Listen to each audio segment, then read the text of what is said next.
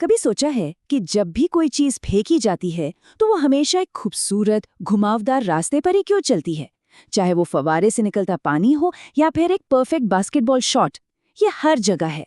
तो आज चलिए इसी घुमावदार रास्ते के पीछे छिपे साइंस के राज को खोलते हैं।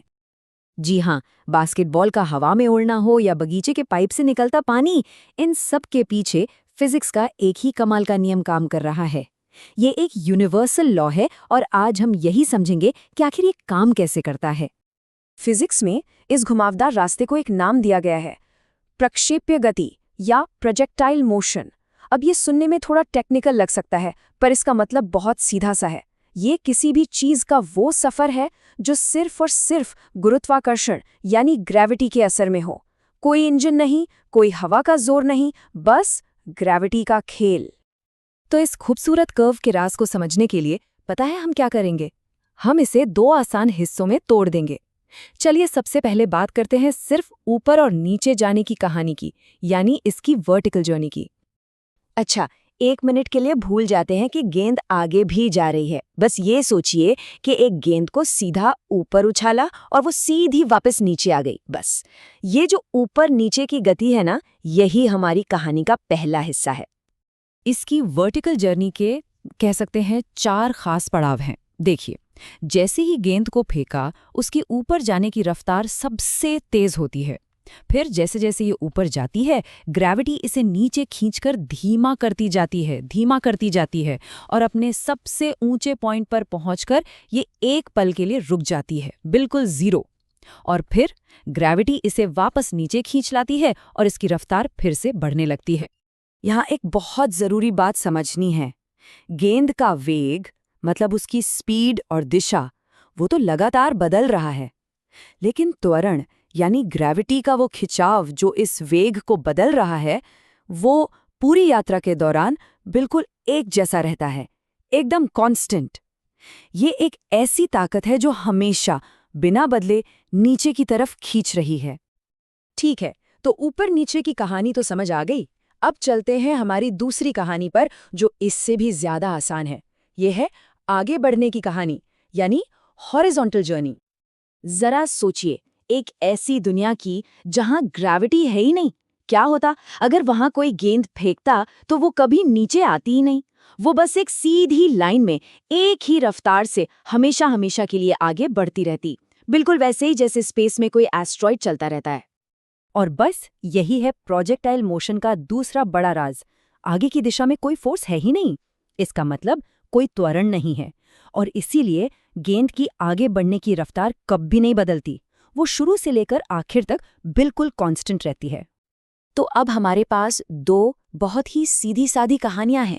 एक ऊपर नीचे की गति जो ग्रेविटी की वजह से लगातार बदल रही है, और एक आगे जाने की गति जो बिल्कुल स्टेडी है, कभी नहीं बदलती। तो चलिए अब इन दोनों को एक साथ जोड़ते हैं। असली जादू यही होता है। तो पूरा खेल इन 3 सिद्धांतों पर टिका है। पहला, ऊपर नीचे की गति को ग्रेविटी कंट्रोल करती है। दूसरा, आगे की गति बिल्कुल कांस्टेंट रहती है। और तीसरा, सबसे जरूरी बात, ये दोनों गतियां एक दूसरे से पूरी तरह से आजाद हैं, इंडिपेंडेंट। मतलब ये एक ही समय पर होती तो है, पर एक दूसरे के काम में कोई दखल नहीं देती। तो सोचिए, जिस पल गेंद हाथ से छूटती है, ठीक उसी एक लम्हे में उसके पास 2 तरह की वेलोसिटी होती है। एक है वर्टिकल वेलोसिटी जो उसे ऊपर की तरफ धकेल रही है ग्रेविटी से लड़ते हुए, और दूसरी है हॉरिजॉन्टल वेलोसिटी जो उसे आगे की तरफ ले जा रही है।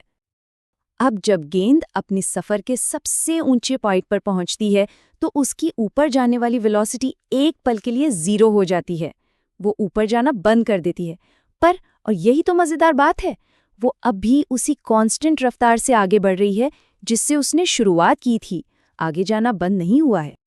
और फिर जैसे ही गेंद नीचे आना शुरू करती है, ग्रेविटी उसे नीचे की ओर रफ्तार देती है, जबकि उसकी आगे बढ़ने की रफ्तार वो अभी भी जस की तस बनी हुई है, बिल्कुल वही जो शुरू में थी। बस इन्हीं 2 आजाद गतियों का ये जो मेल है, यही हमें वो खूबसूरत पैराबोलिक आर्क बनाकर दिखाता है। तो अब जब हम ये समझ गए हैं कि ये आर्क बनता क्यों है, तो चलिए इस जानकारी के सबसे पावरफुल हिस्से पर चलते हैं, और वो है भविष्यवाणी करने की ताकत। क्योंकि ये दोनों कहानियां, ऊपर नीचे वाली और आगे जाने वाली, एकदम अलग है और प्रिडिक्टेबल हैं। हम मैथ्स का इस्तेमाल करके बिल्कुल ठीक ठीक ठीक कैलकुलेट कर सकते हैं कि फेंकी हुई चीज़ क्या करने वाली है।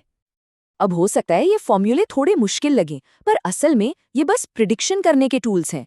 सोचिए, अगर हमें सिर्फ ये पता हो कि किसी चीज को कितनी तेजी से और किस एंगल पर फेंका गया है, तो हम इन टूल्स का इस्तेमाल करके ये पता लगा सकते हैं कि वो कितनी ऊंची जाएगी, कितनी देर हवा में रहेगी और कितनी दूर जाकर गिरेगी। कमाल है ना? और हाँ, ये सिर्फ किताबों की थियरी नहीं है। यही वो साइंस है जिसे इंजीनियर्स रॉकेट लॉन्च करने के लिए इस्तेमाल करते हैं और जिसे एथलीट्स वो गेम विनिंग शॉट लगाने के लिए। ये फिजिक्स हर पल, हर जगह काम कर रही है। तो ये सब हमें एक बड़े सवाल के साथ छोड़ जाता है। अगर एक मुश्किल दिखने वाले रास्ते को दो आसान, आज़ाद हिस्सों में तोड़कर समझा जा सकता है, तो हमारी जिंदगी में और कौन सी बड़ी और जटिल समस्याएं हैं जिन्हें हम शायद इसी तरह आसान हिस्सों में तोड़कर सुलझा सकते हैं।